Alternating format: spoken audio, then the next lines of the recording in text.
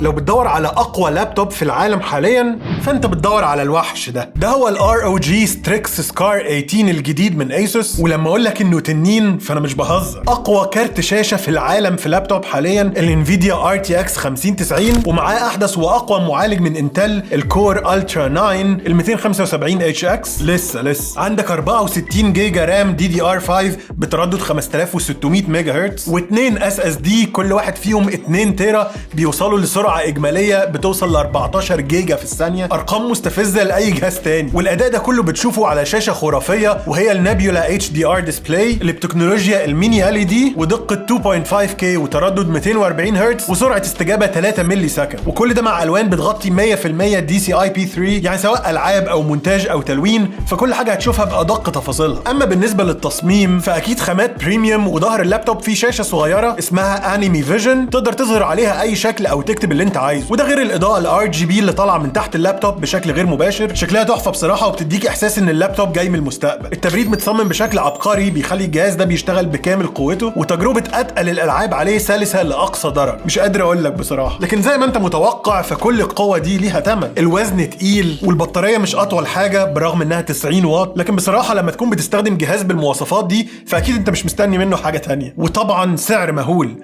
لكن لو انت بتدور على الاقوى في العالم حاليا فهو التنين ده. قول لي هل ممكن تدفع مبلغ ضخم في جهاز زي ده؟ وما تنساش تتابعني لكل جديد في عالم التكنولوجيا والاختراعات.